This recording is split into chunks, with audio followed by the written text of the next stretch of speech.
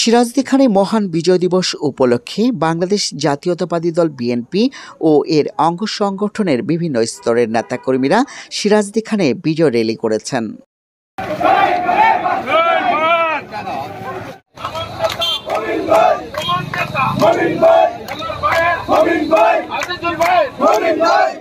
সোমবার ১৬ ডিসেম্বর বিকাল ৪টায় সিরাজদিখান উপজেলা বিএনপির সাবেক সভাপতি বীর মুক্তিযোদ্ধা আব্দুল কুদ্দুস ধীরেনের নেতৃত্বে সিরাজদিখান উপজেলার বিএনপি ও অঙ্গ সংগঠনের ব্যানারে এ বিজয় র্যালি বের হয়।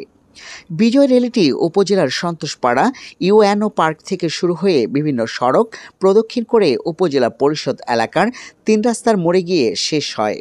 বিএনপির নেতাকর্মীদের স্লোগানে এ সময় মুখরিত হয়ে ওঠে পুরো রাজপথ।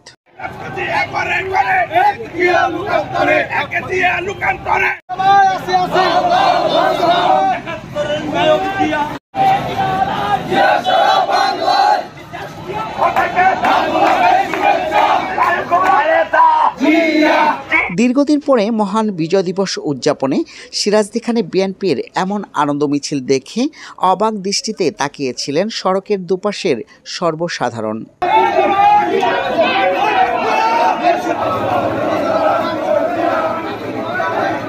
বিজয় র্যালিতে প্রধান অতিথি হিসেবে উপস্থিত ছিলেন মুন্সিগঞ্জ জেলা বিএনপির সাবেক সহসভাপতি আলহাজ মোহাম্মদ মমিন আলী।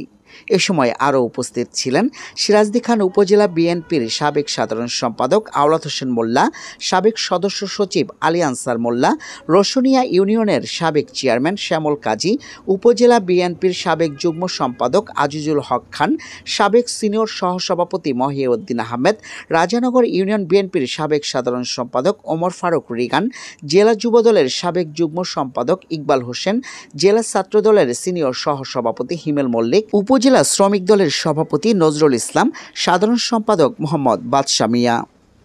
এছাড়াও উপজেলার ১৪টি ইউনিয়ন থেকে বিএনপি ও অঙ্গ সংগঠনের বিভিন্ন স্তরের নেতাকর্মীরা মিছিলসহ র্যালিতে যোগ দেয়।